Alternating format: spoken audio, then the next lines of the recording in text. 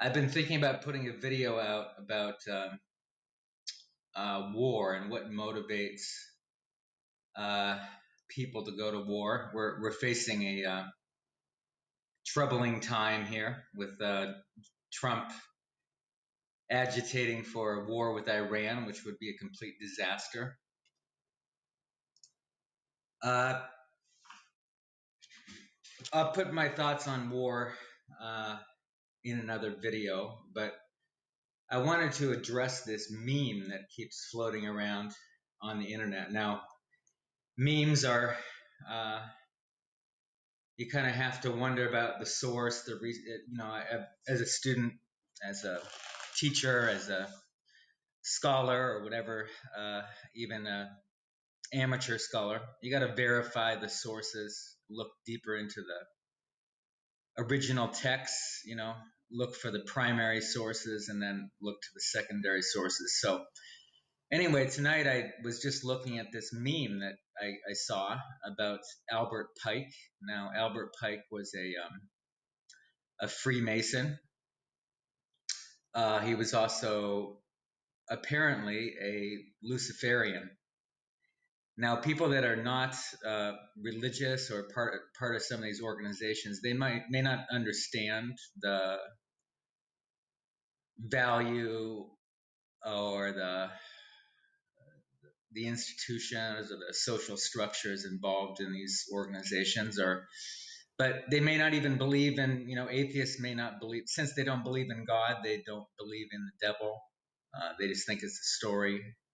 But even if the devil doesn't exist and God doesn't exist, then you have to think there are still people very motivated into these schools of thought, right? They're organized in American cultures. A lot of people say that America is run by the Freemasons. I just posted a video about about the moon landing and the fake moon landing, and people can look into that themselves. But a lot of people think that it was a Freemason plot and also had some political dimensions. But that's not my point tonight. The point tonight I had to make was looking at this Albert Pike meme that's out there, and it's just a quote.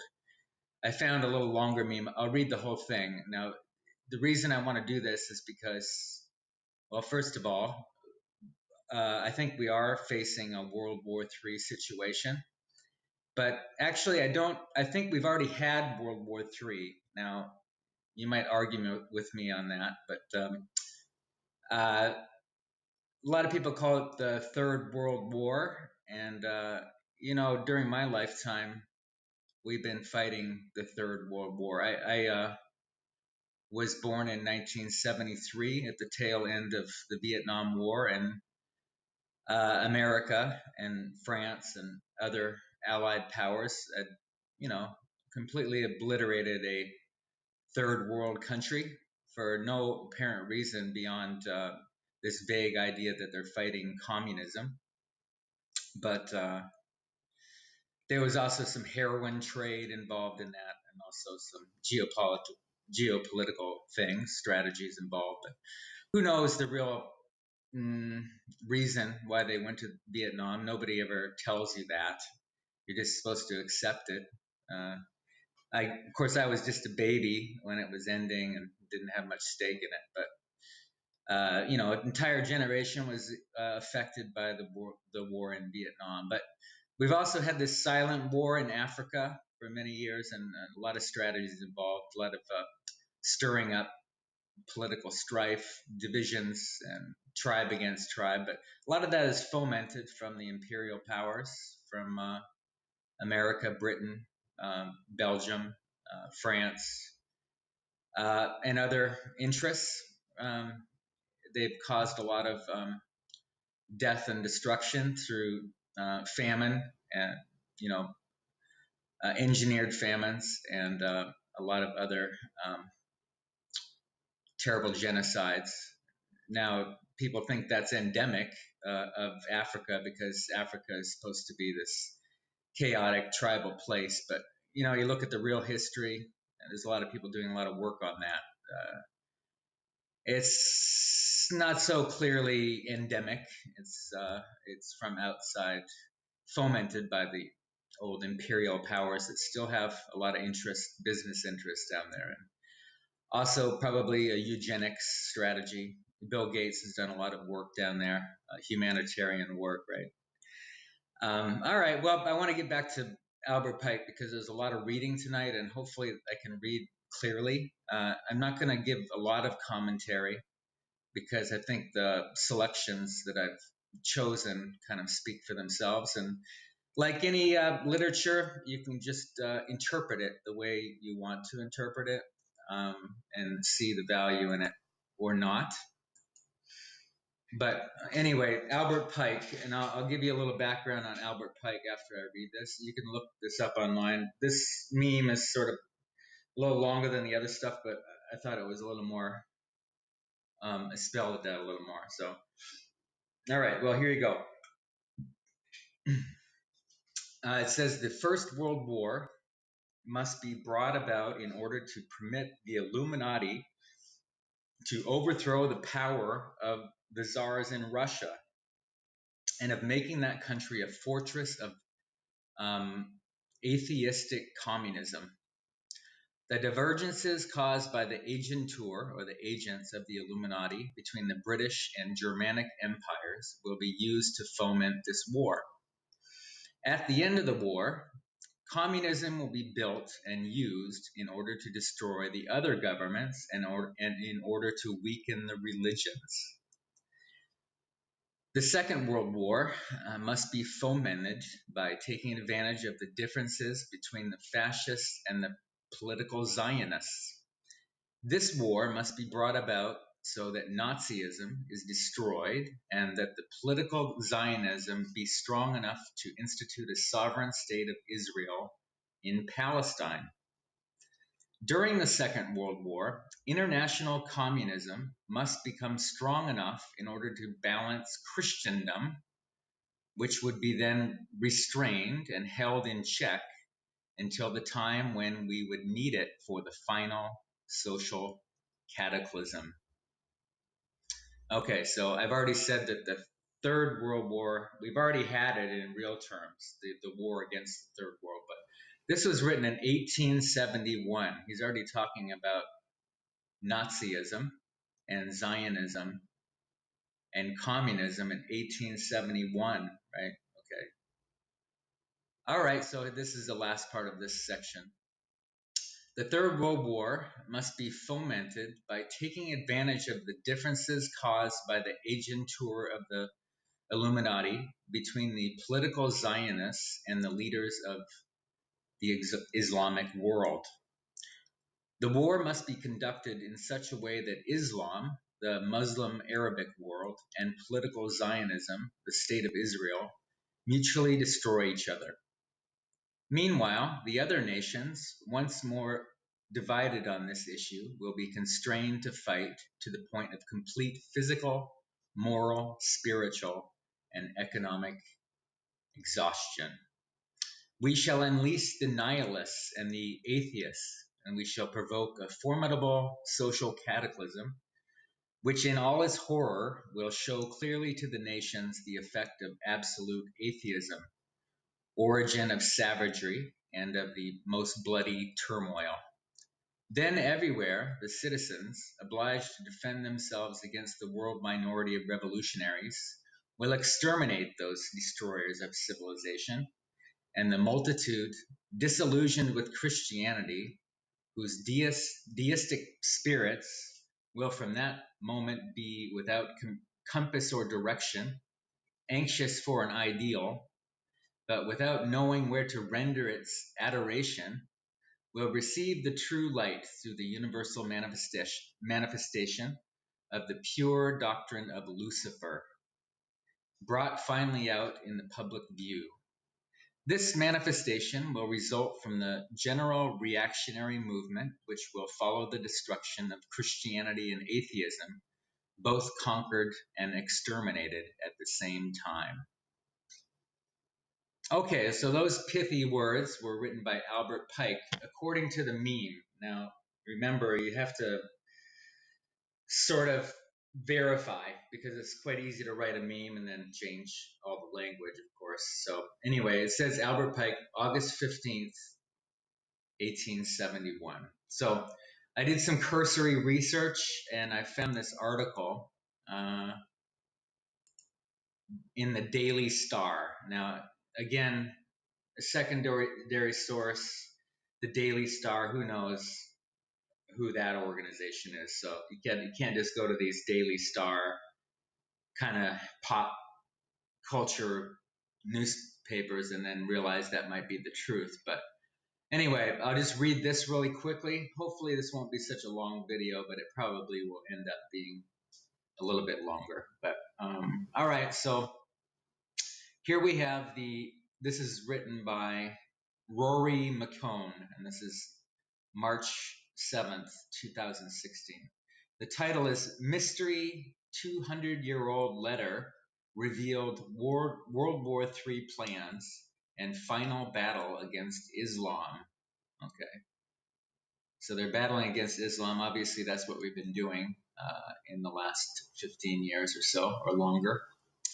All right, so here's what Rory McCune has to say, and then I'll go into some original text, some primary sources, and we'll learn a little bit about Albert Pike. And then I also have another secondary source, and I'll talk about that last.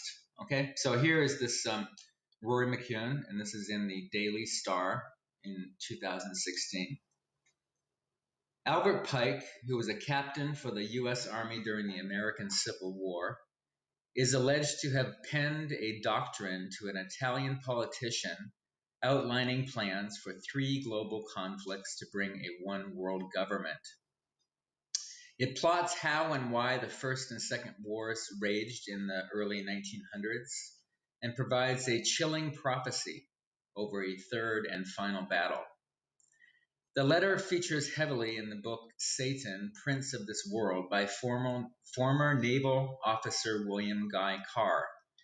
Now, that's who I will talk about at the end, William Guy Carr. He's a Canadian naval officer, and he wrote a book in the 50s talking about this and Albert Pike. But it wasn't really about Albert Pike, but he was a figure in the book. Okay, so it was reportedly sent by Pike. This letter is reportedly sent by Pike. This is according to McCune, who was a Freemason, to Italian politician Giuseppe Mazzini. He was a Satanist and kind of a mobster, and also powerful figure in Europe at the time, and was dated August 15th, 1871. So I believe that's the letter that was quoted, August 15th. It's the same date, so that's the letter we're talking about here. Okay, the letter it is claimed suggested World War I was planned to overthrow the czars in Russia and make Russia a communist stronghold. World War II was sparked as a catalyst to destroy Nazism, so communism could take over wearier governments, and for a sovereign state of Israel to be set up in Palestine, which totally happened, right? A third global war, according to Pike, will be fought between the West and the leaders of the Islamic war. Pike is alleged to have written, according to Carr's book, the First World War must be brought about in order to permit the Illuminati to overthrow the power of the czars in Russia and of making that country a fortress of atheistic communism. So that's part of the quote. More quotes here. The divergences caused by the agentures or the agents of the Illuminati between the British and Germanic empires will be used to foment this war. At the end of the war, communism will be built and used in order to destroy the other governments and in order to weaken the religion. So that's the same thing in the meme. I've read that. I'll read it again.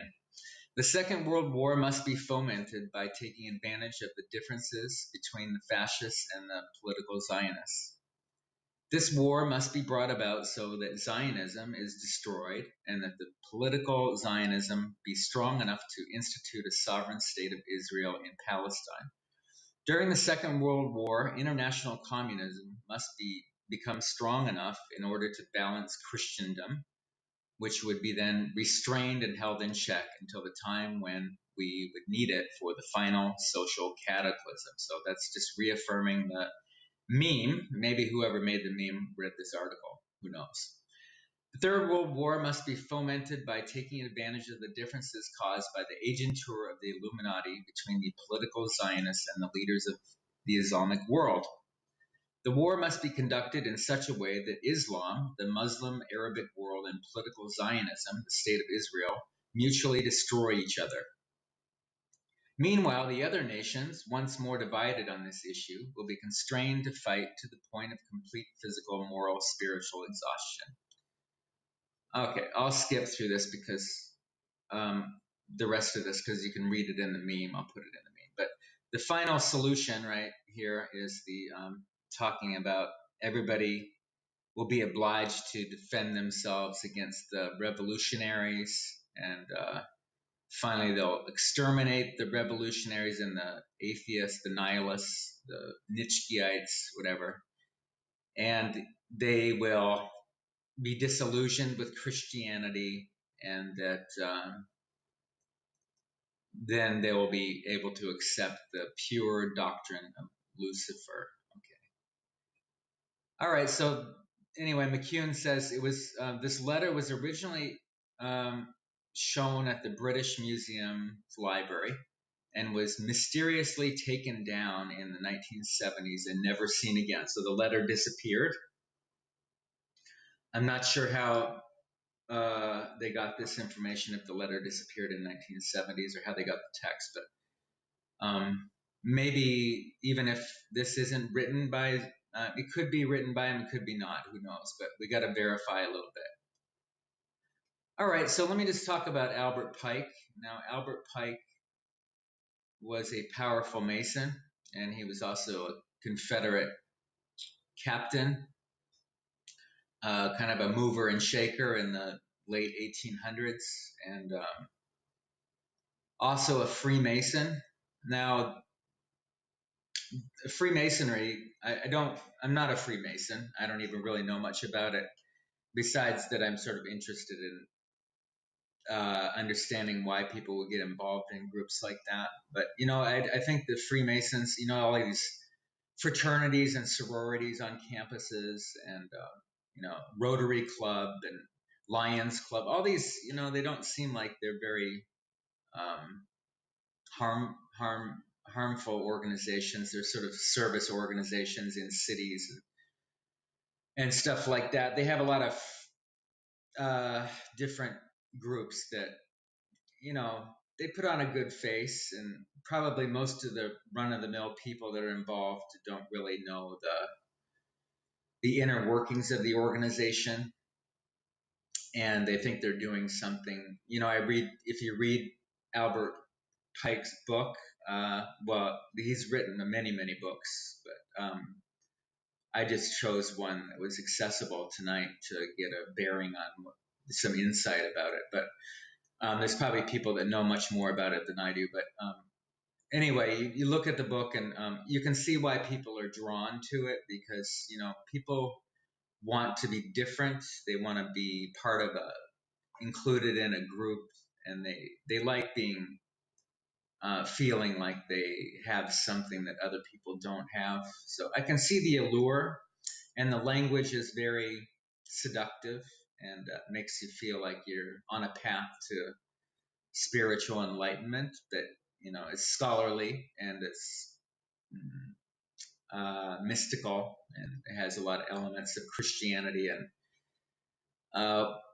world religions and ancient mystery philosophies and religions. So I can see why, a young person in a fraternity who's tapped on the shoulder because he's a bright student, and he gets drawn into the world of Freemasonry. And you also get a lot of political connections and economic benefits from being part of the organization. So It's a feeds itself. This is, it may seem on the surface, it might not seem like such a harmful or divisive um, voluntary association, but I guess, you get more deeply involved in it. Probably there's some nefarious things going on, but I'm not here to criticize Freemasonry. A lot of people think that they're behind a lot of the power structure in America, and they probably are. They have been for many, many years, as this Canadian officer will talk about later in this video. Okay, well, I want to talk a little bit about read some original text to give you a sense of Albert Pike's philosophy of life and how he views people. Now, he writes a lot of nice things about Freemasons and about all the good things they're going to do as far as taming the masses and sort of directing them toward a more righteous or social organization. So, if you're a Christian patriot kind of type, you might fall for this because it sounds pretty good. You feel like, wow, they're fighting for a good cause. And so a lot of this book is called Morals and Dogma. Morals and Dogma. Okay, so I'll read a little bit of Morals and Dogma for you, and hope it's not too long. I selected some passages that I thought gave you a little bit of insight, or gave me a little bit of insight about Albert Pike's philosophy of life and how society should be organized. So here's some selections. I won't give you the page number because it's late tonight, and I don't have to be too scholarly for a YouTube video, I guess. But all right, so I want to just read it here. He says, the blind force of the people is a force that must be economized. So he's talking about economizing the blind force of the people, and also managed as this is a metaphor, as the blind force of steam, lifting the ponderous iron arms and turning the large wheels, is made to bore and rifle the cannon, and to weave the most delicate lace. Okay, so he's sort of remember, this is late 1800s, and it's sort of the industrial age, and this is kind of a metaphor about industrialism and economizing the society. So this is his way of thinking about industry and organizing society. But I thought it was interesting that he would refer to people, the general population, as a blind force, right? So he's putting the people in this category that they're just lost souls out there, and that the Freemasonry organization has a more righteous and more reasonable way of approaching how to organize society, with them in charge, of course. Okay, so here he goes. These are just snippets. These are not read in any particular page order, so you have to make some leaps of reason here yourself as I read it. But all right, but let me try not to do so much more commentary. I just want to read it, and then we'll talk about a few minutes, and then we'll go on to Carr's book. So here we go, back to Pike. Commercial greed deadens the nerves of sympathy of nations and makes them deaf to the demands of honor, the impulses of generosity, the appeals of those who suffer under injustice. Elsewhere, the universal pursuit of wealth dethrones God and pays divine honors to Mammon and Beelzebub. Selfishness rules supreme. To win wealth becomes the whole business of life. The villainies of legalized gaming and speculation become epidemic. Treachery is also evidence of shrewdness. Office becomes the prey of successful faction. Okay. So this is the degeneration of the society due to commercial greed. And so you might relate that a little bit to our times. Okay, but this is written in 1871. So, okay, here he goes. Elsewhere in the world, he says, everywhere in the world, labor in some shape. Sorry, let me reread that. He says, everywhere in the world, labor is, in some shape, the slave of capital. Generally, a slave to be fed only so long as he can work, or rather, only so long as his work is profitable to the owner of the human chattel. Okay, so that's his idea. Everywhere in the world, labor is in some shape the slave of capital. This is kind of like Karl Marx a little bit. I don't know if he's criticizing, it's hard to tell if he's criticizing this commercial capitalist system or endorsing it, but that's, you got to think a little bit on both sides. He's probably doing both. But anyway, his view is everywhere in the world, labor is in some shape the slave of capital. That's what he says. Okay, so further on, of the whole of mankind, not 1 in 10,000 has any aspirations beyond the daily needs of the gross animal life. In this age and in all others, all men except for a few in most countries are born to be mere beasts of burden, co-laborers with the horse and the ox. Profoundly ignorant, even in the civilized lands, they think and reason like the animals by the side of which they toil. Okay, so he doesn't really have much respect for people, obviously. Calls them no better than beasts of burden, right next to the horse and ox. Okay, so for them, God, soul, spirit, immortality are mere words without any real meaning. The God of 1920ths of the 1920ths of the Christian world is only Bel, Moloch, Zeus, or at best Osiris, Mithras, or Adonai under another name. Okay, worshipped with the old pagan ceremonies and ritualistic formulas. Okay, so he says even in the Christian world, they're really just worshiping Bel, Moloch, Zeus, Osiris, Mithras, and Adonai. But they think they're worshiping Christ. Okay, he goes on here. For the most part, they only think they believe that there is another life, a judgment, and a punishment for sin. Yet they will nonetheless persecute as infidels and atheists those who do not believe what they themselves imagine they believe, in which they yet do not believe because it is incomprehensible to them in their ignorance and want of intellect. To the vast majority of mankind, God is but the reflected image in infinite space of the earthly tyrant on his throne, only more powerful, more inscrutable, and more implacable. Okay, so what he's saying here is just a short, to pack it all into one pithy statement here. In my interpretation, I would just say that he thinks that Christians are fooling themselves, that they don't really understand their own values and they don't have enough knowledge to really understand, but they're willing to fight for their Christian religion against infidels and atheists. Okay, but he says that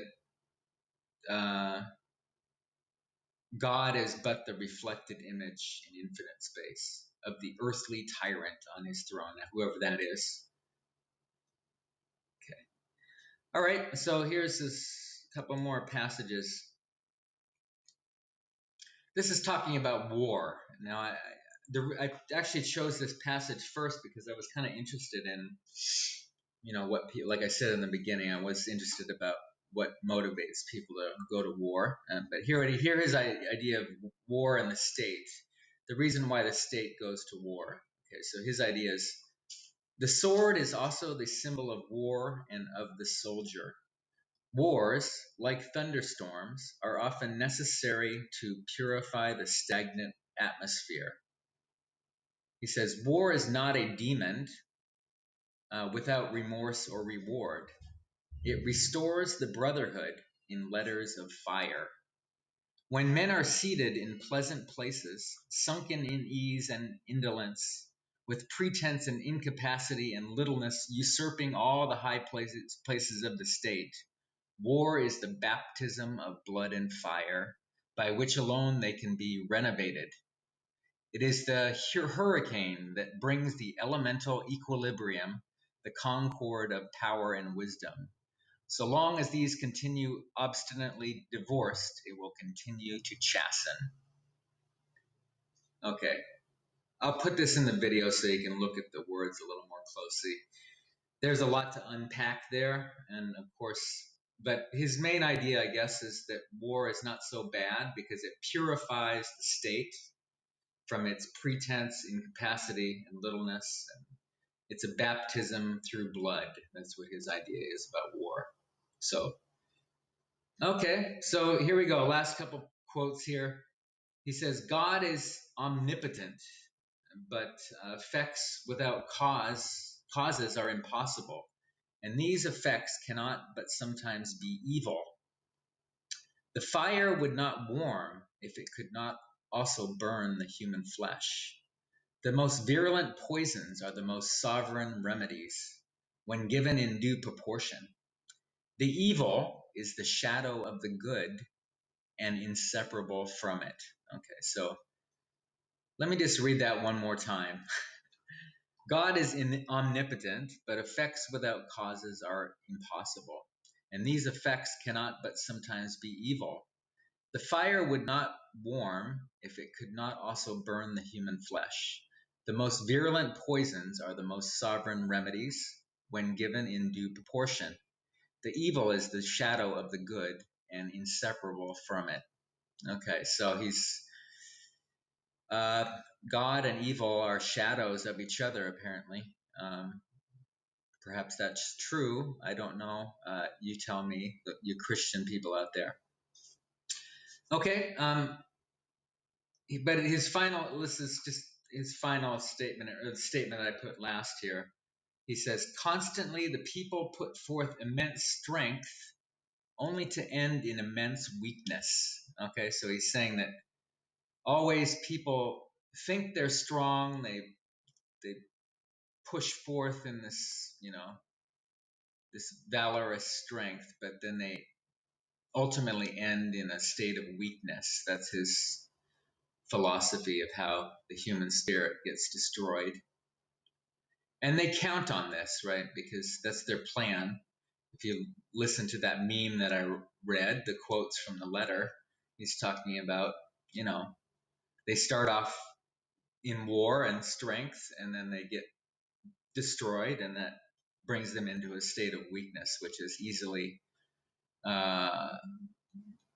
easily channeled into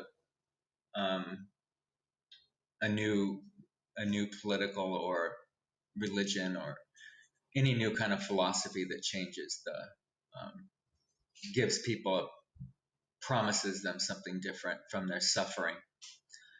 Call it the New World Order, or call it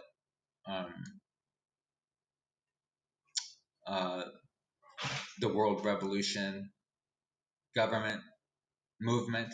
All right, let me talk about Carr here, and then I'll wrap it up. I don't want to be too long, but this is an excerpt from his book, and I just want to talk about William Guy Carr. Now, I went to Wikipedia, which I never go to Wikipedia. I would try to avoid it if I could, because Wikipedia is not written by the public as much as they want you to think, but it's probably written by, who knows, probably Albert Pike's group. Anyway, it says here that William James Guy Carr was born in 1895, and he died on October 2nd, 1959. And he was an English-born Canadian naval officer, author, and conspiracy theorist, right? They got to throw that in as a way to cast doubt on his claims, right? And that's the way that they stigmatize people, by saying that they're a conspiracy theorist, as if conspiracies don't exist, right? But Carr talks about a grand conspiracy, and then you can read Pike's work, and that's a conspiracy, right?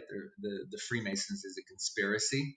They write it in books and literature. They have tons of books out there talking about how they're organizing against, outside of the government, right? And control the government and control society. All right. So if that's not a conspiracy, then I don't know what is. But you be the judge of that. Okay, but then of course Wikipedia puts in there, and he was accused, Guy Carr was accused by some of being an anti-Semite, right? So they got the conspiracy theorist and the anti-Semite message in there, right in the beginning, so that you don't actually go to his book, because you don't want to be either a conspiracy theorist or an anti-Semite, right? But of course, Semites are the Palestinians and you know, the the people of Joshua and Moses, right? Okay. Let me just read his book. And the book that I'm quoting from here is, let me just make sure I get the title right. The book is called Satan, Prince of This World. And then in subtitles it says Luciferian Conspiracy Exposed. By the way, Lucifer, I want to go back to this Pike thing, because now I don't have the original Pike book in my hand in paper, but right in the inscription of this book is a really interesting caption.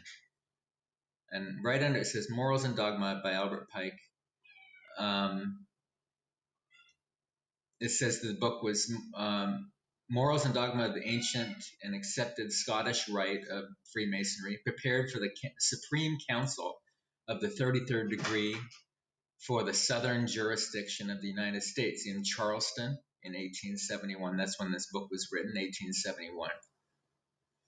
Okay, but in the caption here, there's this, I don't know if it's in the original book. There is a picture of the original book, but I don't see, I have to, maybe somebody has the original, but it says here, and I don't know if somebody put this in later or if it's actually in the book. Maybe we can verify that sometime, but it says Lucifer, the light bearer, strange and mysterious name to give to the spirit of darkness.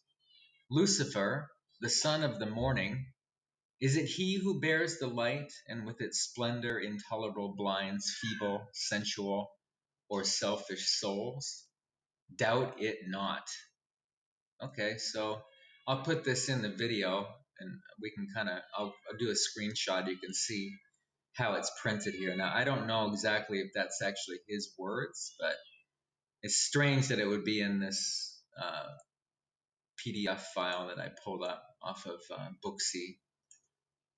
All right, anyway, so right in the beginning, he's talking about Lucifer. But for most of the Morals and Dogma, he's talking about God, and it seems like it might be Christian. But anyway, it's confusing. Maybe it goes back to this idea of God and Lucifer being shadows of each other, a reflection. Who knows? Anyway, not my thoughts. Let me just go back to this Carr book here, and I'll end it there. Hopefully we can get wrapped up here. I don't want to take forever. I know people don't have a lot of time to watch an hour-long video, but okay, so this is Carr, and he's talking about a Luciferian conspiracy that's been happening for many, many years, and going back to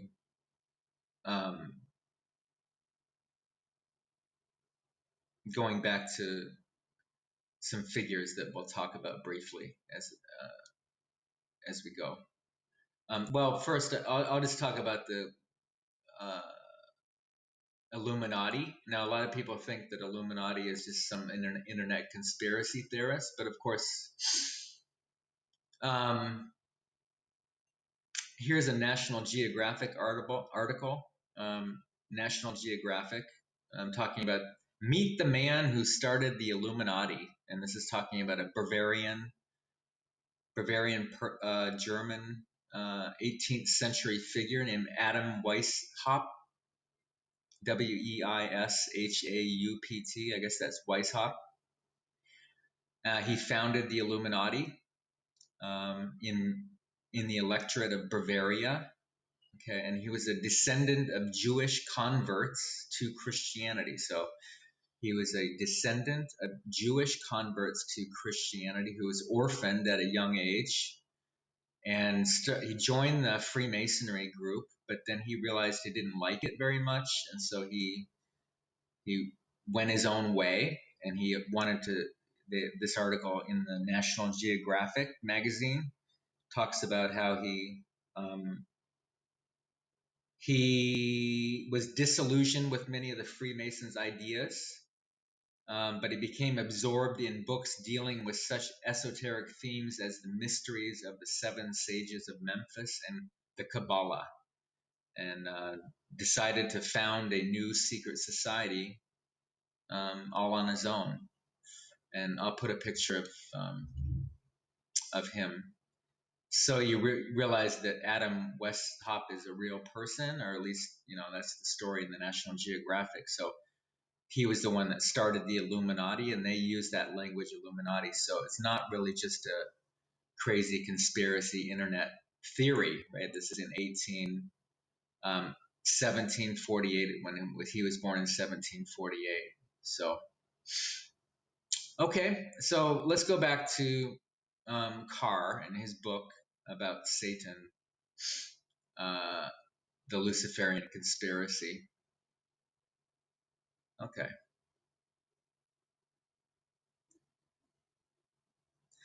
He says that he talks a little bit about Albert Pike in this book, and a passage about a chapter dedicated to Albert Pike. And he's talking about how Albert Pike was a Confederate captain during the Civil War, and talking about, well, I'll read it here, but he was a Freemason, but he was also the leader of the KKK in Arkansas. Now, Arkansas has been a strange center of American power. You wouldn't think that Arkansas, Bill Clinton, a lot of powerful figures came from Arkansas in American politics, Bill Clinton being one of them.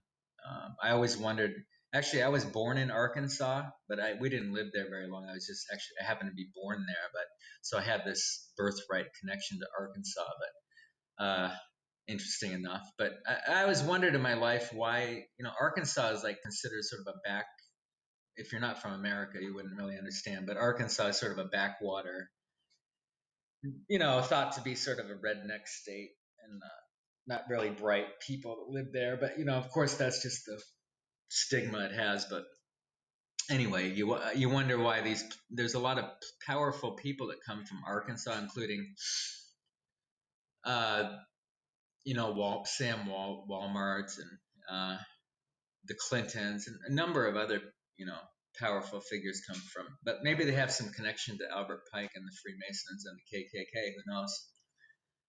Okay, well, here is let's go into this Carr book, because I want to end it here pretty soon. But it gives you a little different perspective. Remember, he's Canadian, but he's talking about some political figures that you'll recognize and might shed some light. But I'll try not to give too much commentary because it gets in the way of the book. So. Anyway, he was talking about the founding of the KKK in Arkansas, or I don't know if it actually was founded in Arkansas, but he's talking about this figure named Forrest. Now, I don't know his first name offhand, but Forrest was Captain Forrest. I guess he's a Confederate general or something, but he was or captain, but he was also founded the Ku Klux Klan, and you know who the Ku Klux Klan is, right? The guys in white capes that are still very active in America. They might not wear the capes, but they might be sitting in the boardroom somewhere. So he was friends with Pike, this Forrest, and Forrest set him up in Arkansas as the Grand Dragon of the realm. So Pike was also appointed Chief Judicial Officer of the Invisible Empire. This is according to Carr. Pike was also appointed Chief Judicial Officer of the Invisible Empire. And people talk about the shadow government. They talk about the continuity of government, COG, or but he's talking about the invisible empire run by the KKK. I don't know. Sounds pretty far-fetched, but let's read on. It was Pike who advised the leaders of the KKK to memorize their secret ritual and pass it down from leader to leader so a copy would never fall into hostile hands. So they had to memorize these ritualistic texts, and they would just be able to pass them on to the new generation. So there was no written documents that could be traced back to them. Okay, so I'm sure that happens still in these secret societies, but they may have some hard copies locked away as well. But anyway, pretty mysterious. But anyway, I want to read this one passage. I'll get back to it here. I'm going to push through if you're still with me here tonight. So this is just in the middle of the book.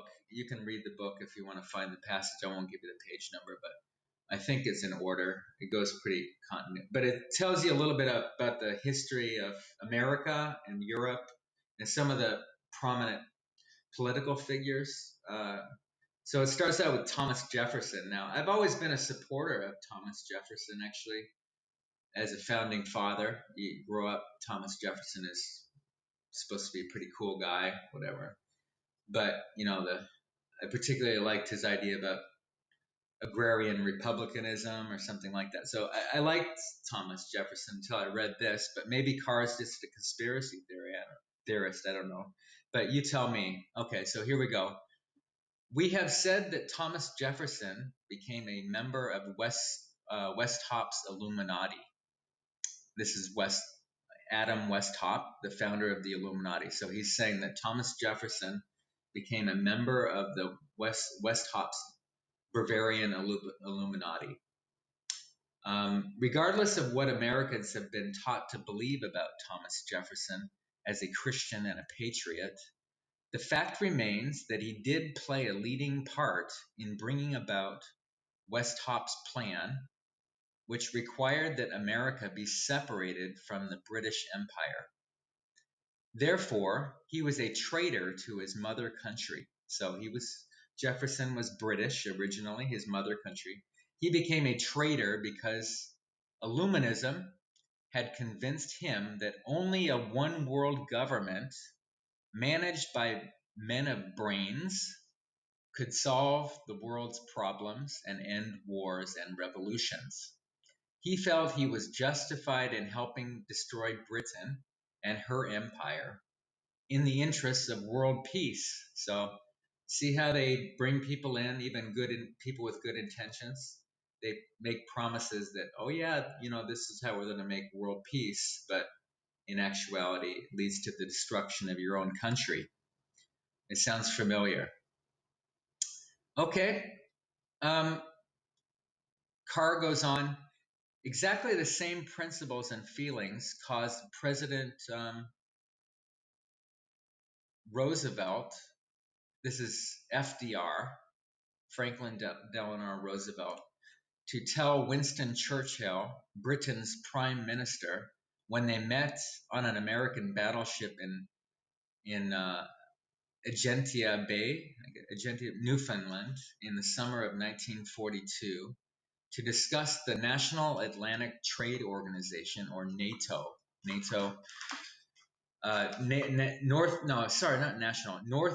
North Atlantic Treaty Organization. North Atlantic Treaty Organization, which is NATO, which has become sort of a European military alliance, which Trump doesn't want anymore. That's what he says anyway, but who knows.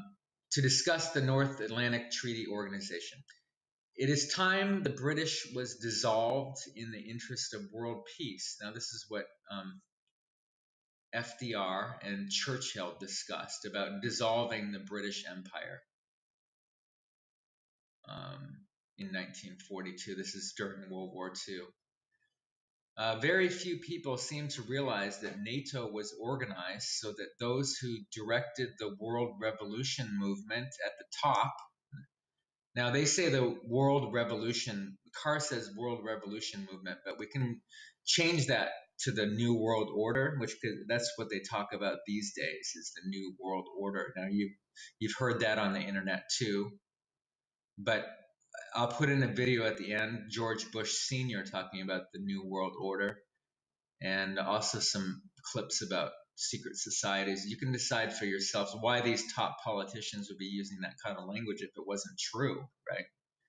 All right, so very few people seem to realize that NATO was organized so that those who direct the world revolution movement or the new world order at the top could contain the terrible destructive forces of communism, which they had created in accordance with Pike's plan, until they wished to use it to usher in the final stage of the Luciferian Conspiracy. So he's talking about how Roosevelt and Churchill in Newfoundland in 1942 discussed NATO and how the British Empire would be dissolved through this war, and how NATO would be organized to contain the forces of communism. Now you can see that happening because NATO is surrounding Russia.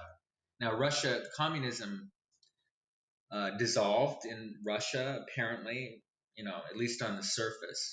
But you can see how history has played out since these two men died, and NATO has been containing the forces of communism, which Pike set up. Not just Pike, but the Freemasons set up communism to fight against capitalism, this whole duality situation, and communism fight against Christendom, actually, to usher this final stage, which is where we are today, of the Luciferian Conspiracy. Okay. So I know I've been talking too much. Let me just keep going here. So here's what Carr says. A slip of the tongue may go unnoticed by millions, but to a historian, it may disclose a great deal. Early in World War II, Winston Churchill made one of the most famous speeches after he had dined well, if not too wisely. There's an old saying, when liquor is in, the truth comes out. So when you get drunk, the truth comes out. On this particular occasion, Churchill said, I will shake hands with the devil himself if by doing so he will help me defeat that Hitler. So Carr says, here we get a glimpse of the truth. If Churchill had been given a God-loving and God-fearing, if Churchill had been a God-loving and God-fearing person, it would have been only natural that he would have spoken the name of God and not that of Lucifer. Exactly the same line of reasoning explains many of the political actions of Mackenzie King. Now, Mackenzie King was the Prime Minister of Canada. During the quarter century, he was Prime Minister of Canada. He was indoctrinated into internationalism while he was going to the university. Now, I don't know as much about Canadian politics. Maybe some Canadian people know who Mackenzie King is, but this is he's Canadian, so he's talking about politics in Canada. But he says that Mackenzie King was indoctrinated into internationalism while he was going to the university. His record as a young man is very similar to that of Pike. He was openly radical and a true descendant of his rebellious grandfather.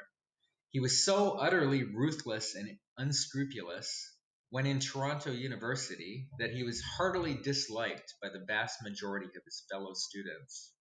But once he sold his soul to the Rockefellers, now you know who the Rockefeller family is, right? Americans should know the Rockefellers. the shadow government in America. He directed the Canadian government's policies so they fitted in with the Luciferian plot to bring into being a one world government. And the masses, the Goyim, are so thoroughly brainwashed by the Luciferian propaganda machine that the people of Canada kept re-electing him prime minister, although his treachery, as far as Britain and the rest of her Commonwealth empire was concerned, had been proven to the hilt in the letters he wrote early in the First World War to prominent Americans who were friends of the Rockefellers or obligated to them for financial favors, and asked them to use their influence with the American government so that financial and other aid would be withheld from Britain and France, and so prolong the war and seriously weaken the British Empire.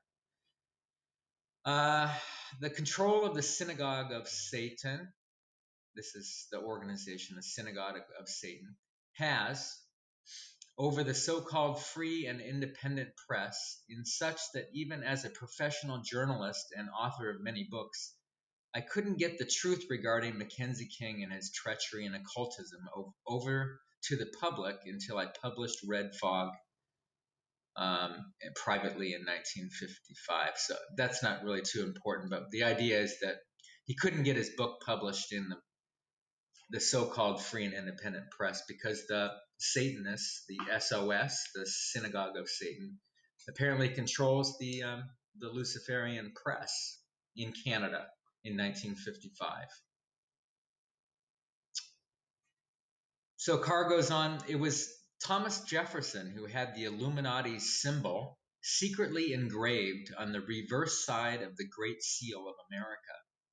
It was his intention that its presence remain a secret until America could disintegrate due to internal trouble and strife and fall into the hands of those who direct the WRM at the top, the New World Order at the top, the World Revolutionary Movement at the top, like overripe fruit, and introduce the New Order. The New Order is the New World Order. We have explained that the words New Order are double talk for Luciferian dictatorship and used to deceive the general public into accepting the idea of a one world government.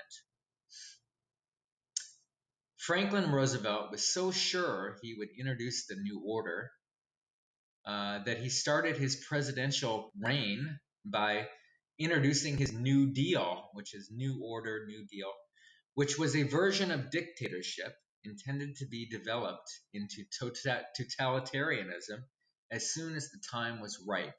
So he's saying FDR, New Deal, was intended to be a totalitarian fascist dictatorship, but when the time was ripe.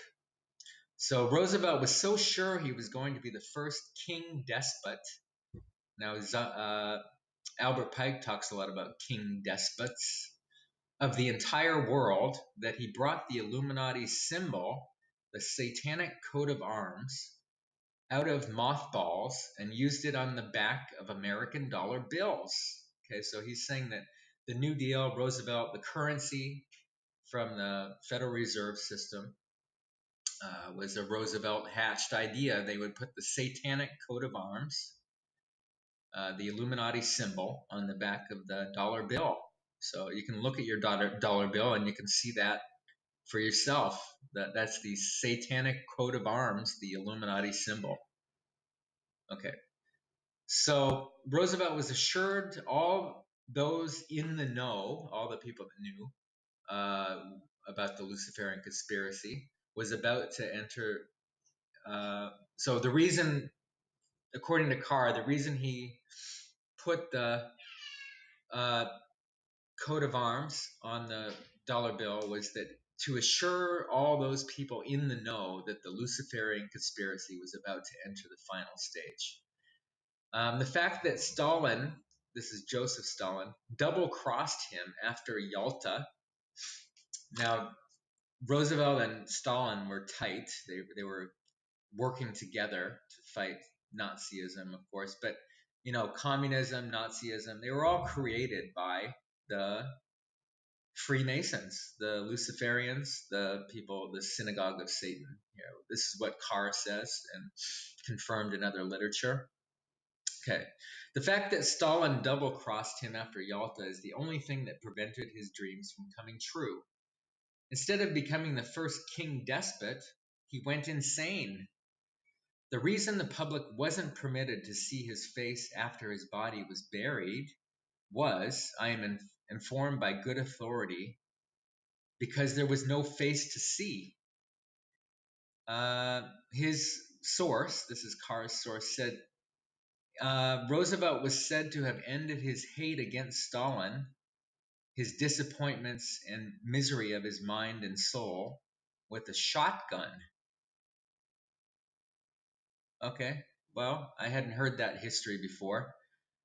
Roosevelt, apparently, according to Carr, and maybe we can get some other historians on this, I'm sure they'll get right on it, but apparently, according to Carr, FDR committed suicide with a shotgun. Okay, didn't have the reason nobody was able to see his face before he was buried was because he had no face. Okay. When we revealed the truth that the symbol of the Illuminati was on the back of the United States $1 bills, it caused consternation among those who direct the WRM, the New World Order at the top. They immediately commissioned, okay, so Roosevelt went out on his own and put this symbol of the SOS, the synagogue of Satan, on the US dollar. And the people at the top, the people above him, didn't like it. They said it caused some consternation. They didn't want that to be revealed so early. So they immediately commissioned some of the Hollywood's best writers, so they're using Hollywood, to interpret the symbols as being of great patriotic meaning. Okay, so they got the propaganda wheels churning in Hollywood, and they put the spin on the symbol, and they made people believe that it was patriotic. Okay, so Carr says, if this lame effort to kill the truth was correct, then why was the fact that the symbol was on the reverse side of the Great Seal kept so secret from Jefferson's day to that of Roosevelt? So he's saying, why did they keep the fact that the secret seal, Jefferson's secret seal, the Great Seal, was satanic? Why did they keep that a secret? Here he's talking about the power of the SOS. Now he says SOS, the synagogue of Satan, could be the New World Order people, the Luciferian dictatorship people. He's talking about the power they have in the political system here. So the power, the cunning, and the deceit of those who serve the SOS can be better understood when we explain that according to Weishaupt's own interpretation of the symbol, the pyramid represents the plot to bring about the destruction of Christendom, to deceive the enemies of the Roman Catholic Church into believing that they were not marked down for destruction also. The agentur of Weishaupt's organization made it appear their only hate was against Catholicism and not against Christ and Christianity in general. So remember, America is a Protestant country, mostly.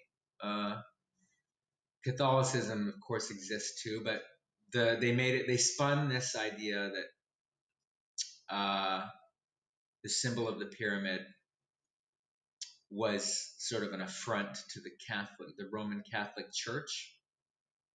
But they also convinced the Roman Catholic Church that they were not going to be marked for destruction, according to Carr. Okay? So, such is the power and influence of the SOS that they caused the priests who direct the youth departments of Catholic Action. I think I cut off a line there, but anyway, I don't know what that says. Let me go on. The agentur of the Illuminati don't lie timidly or for a while only. They lie boldly and continuously like the devil. So he's talking about the agents of the Illuminati. These are the people in the press or people in the governments. They don't just lie timidly, they lie boldly, and they don't just lie for a little while. They lie all the time, he says. They lie boldly and continuously like the devil. They know that if they can deceive the masses into putting them in office, they can do that direct opposite. They can do the direct opposite of all promises afterwards, right? So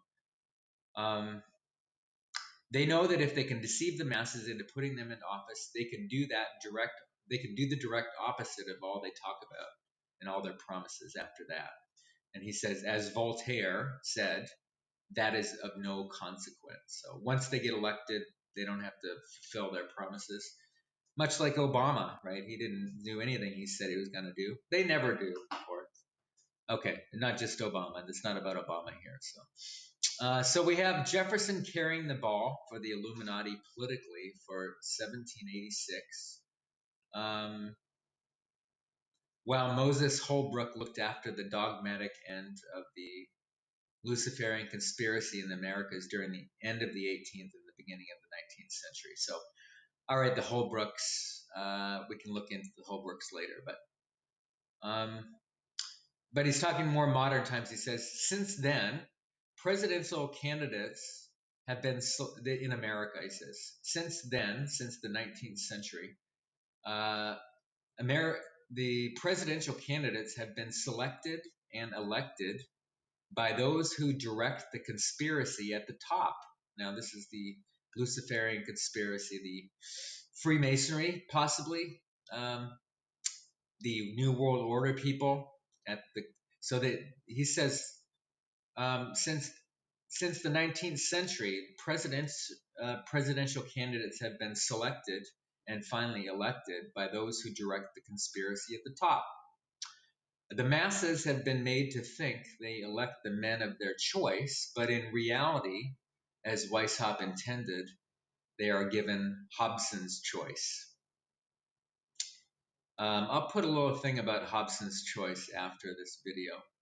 Could anyone else, this is Carr says, could anyone illustrate this truth more clearly than the last few presidential elections and the last election fight between Harriman and Rockefeller for the governorship of New York? So he's talking about the Harriman-Rockefeller fight, both of whom were part of this organization. If a president or other top-level politician slips into office unexpectedly, this is Carr talking again, he says that most of the time they have it locked up. He says both candidates are controlled by the same organization. They play different roles, and you can see that today. But he says if a president or other top-level politician slips into office unexpectedly, he or she is silenced one way or another. Presidents not amenable to the control by the agentur of the Illuminati are assassinated. Senators who are uncooperative are either blackmailed, smeared, or liquidated. There are hundreds of cases on record to illustrate exactly what I mean. Lincoln, Kennedy, Forrestal, and McCarthy are just typical examples in America. Lord Kitchener, Chamberlain, and Admiral Sir Barry Domville were typical examples in England. The recent murders in Iraq were all part of the same ruthless and diabolical conspiracy to destroy all governments and religions and to bring about a one-world government, the power of which the high priests of the Luciferian ideology intend to usurp. Okay, so that the plan is they'll build this one-world government through this diabolical conspiracy to destroy all governments and religions and set up this one world government. And then the Luciferian ideologues, the people that follow Satan, will usurp this government. They take the government over. Of course, they created the government. Okay, last couple paragraphs here. For many years, this is Carr speaking again. For many years, I have contended that while the information contained in the so-called protocols of the learned elders of Zion does contain verification of the existence of a conspiracy to destroy all remaining governments and religions, as exposed by Professor John Robison in 1797, gives an account of how the plan has progressed since, and tells what remains to be done to enable those who direct the conspiracy at the top to reach their final objective, which is absolute world domination. But Carr says, I still maintain that the protocols are not those of the learned elders of Zion. Okay, so he's saying that the protocols of Zion are not written by the learned elders of Zion. Now, Zionism, this may change some people's perspectives here, but what he's saying is that the learned elders of Zion were not responsible for the protocols, the famous protocols of Zion. Okay, so he says, to you, my readers, I will explain how I reached that opinion, that the protocols are not, and I repeat, are not those of the elders of Zion, but those of the synagogue of Satan, which is a very different matter. One or more of the elders of Zion can be Satanists. So he's saying that some of the elders of Zion can be Satanists, and they probably are, he says, but that does not prove the protocols are a Jewish plot. Okay, he says that does not prove that the Jews are the authors of the protocols of Zion or written by them. So let me read that again. One of the elders of Zion could be Satanist. They probably are, but that does not prove the protocols are a Jewish plot designed to win world domination. The fact that Judas was a traitor does not prove that all Jews are traitors. The further fact that certain Jews have and still do belong to the synagogue of Satan and to revolutionary and subversive movements does not make them a race apart. He says the synagogue of Satan always has, since Judaism started, contained so-called Khazar Jews as well as Gentiles. Okay. All right. Let me unpack that. You don't really understand so of course Wikipedia called him an anti-Semite, but that's not really intellectually that's not really a credible accusation, since what he's saying here is that the Jews were not responsible for the protocols of Zion. The elders of Zion some of them could have been part of the satanic organization, but the protocols were not written by the Jews. And but the interesting part here for me is because I understand a little bit about Khazaria and Khazar Jews, is that he said the synagogue of Satan always has, since Judaism started, contained so-called, now he put it in square, I don't know if it's the original text like that, but he put it in parentheses, he put Khazar Jews. So he's not talking about the Orthodox Jews of Israel. He's talking about Khazarian Jews, the ones that are from Central Europe, that are not, they were convert Jews, part of the synagogue of Satan, as well as Gentiles, right? So a lot of white people. So, okay, well, that's it. I'll leave it there. There's a lot of information there. I'll put a few pictures on tonight, but it's already pretty late, and I just wanted to put this information out there. You know, content is important these days. They're pulling down a lot of, YouTube and a lot of the social media sites are censoring quite vigilantly.